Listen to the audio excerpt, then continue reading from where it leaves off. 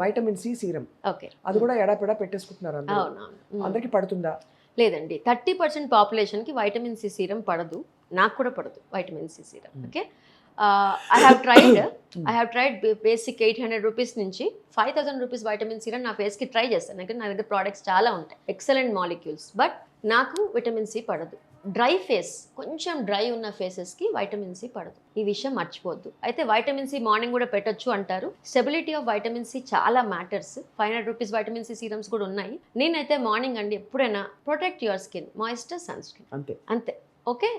ఏ serums అయినా నైట్కే పెట్టుకోండి. మ్యాక్సిమం హైల్యూరిక్ యాసిడ్ సీరం అయినా మార్నింగ్ పెట్టొచ్చేమో, కానీ వైటమిన్ సి సీరమ్స్ యాక్ని ఎక్కువ ఉన్నా, ఓకే, స్కిన్ డ్రైగా ఉన్నా పూర్తిగా అవాయిడ్ చేయడం బెటర్ ఆప్షన్. యాక్నిక్ కూడా విటమిన్ సి పనిచేయదు. ఓకేనండి. అండ్ ఇంకొకటి చెప్తున్నా, మీరు ₹1,00,000 వైటమిన్ సి ప్రోడక్ట్ పెట్టండి, ఒక్క మచ్చ కూడా తగ్గదు. ఒక పిగ్మెంటేషన్ మచ్చ కూడా వైటమిన్ సితో తగ్గదండి. అనుకుంటాం. అసలు సీరమ్స్తో పిగ్మెంటేషన్స్ తగ్గవు, క్రీమ్స్తో తగ్గుతాయి. ఓకే. స్పాట్ తగ్గవు. వైటమిన్ సి వల్ల ఒక గ్లో, ఒక టోన్ ఫీలింగ్ వస్తుంది, స్కిన్ స్మూత్ గా అనిపిస్తుంది తప్ప ఒక మచ్చ కూడా తగ్గదు వైటమిన్ సి సీరం వల్ల. సో ఈ విషయం. అండ్ డాక్టర్స్ దగ్గర వైటమిన్ సితో 10 ఇంగ్రీడియంట్స్ కలిపి ఉన్న సీరమ్స్ వచ్చేసాయి.